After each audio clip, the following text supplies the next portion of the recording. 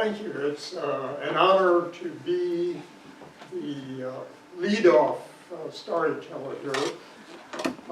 My personal story comes from my background as a youngster. You see, my parents were missionaries in India, and as such, I had a very unusual background.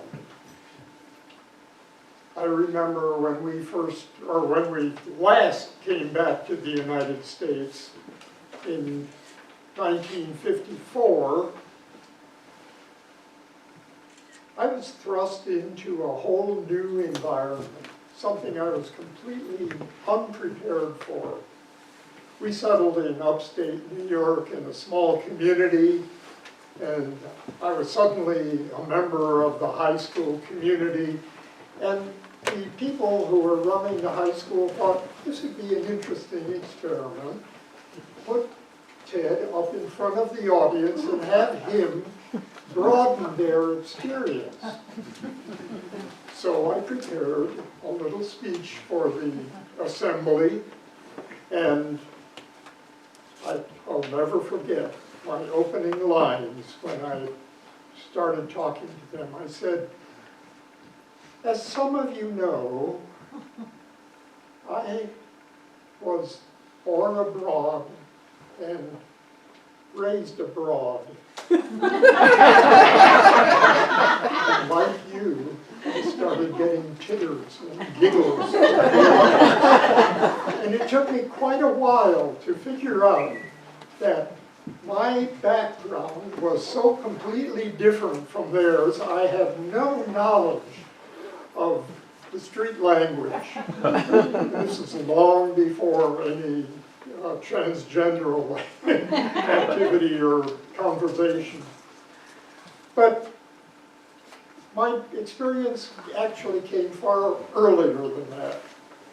When I was a little kid, we had very little in the way of experience in grocery stores, in department stores. Supermarkets were still in the future. But I remember some of the beautiful experiences that I had as a kid, because rather than going out to a grocery store or a department store, the vendors would come to us, to our front door. And some of the memories that I have, there was the egg man who would come around periodically carrying a basket of eggs on his head.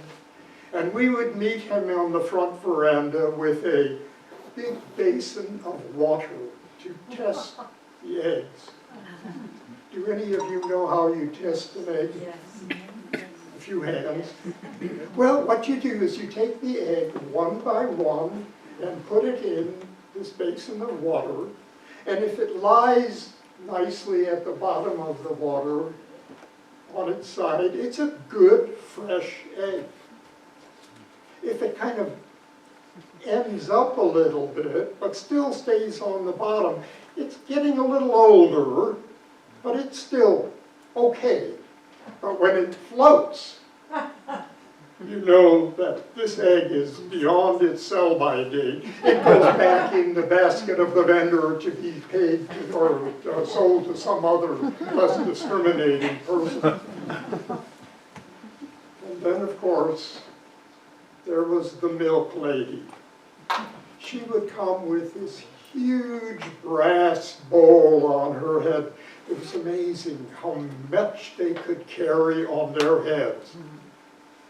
And she would bring this bowl to our front veranda, and we would dip out however much we wanted from her brass bowl into our container, straining it through a cheesecloth, because you never knew what kind of bugs or other debris might have found its way into the brass bowl as she was walking. Then it would go immediately onto our stove to be boiled. And then, of course, as it cooled, the cream would rise to the top and would be scooped off and made into butter Oh, there wasn't anything quite as wonderful as fresh butter on bread that had just come out of the oven. Or out into ice cream. We had the most wonderful homemade ice cream. And my mom made most of our clothing. She was a very talented seamstress. Did most of the building of our clothing from paper patterns, and sometimes just from her vivid imagination. But there was one thing that she always had trouble with, and that was shoes.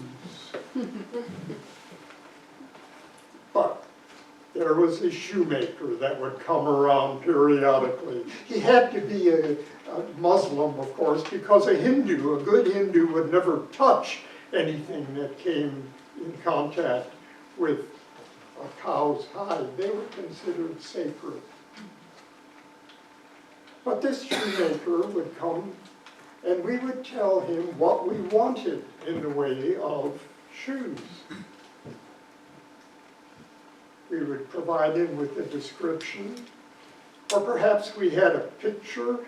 We would sometimes we'd cut out pictures from the mail order catalogs, these Sears catalogs, a monkey ward. Anybody remember a monkey ward catalog? Yes, indeed. And we would give him the picture that we wanted of what kind of shoe.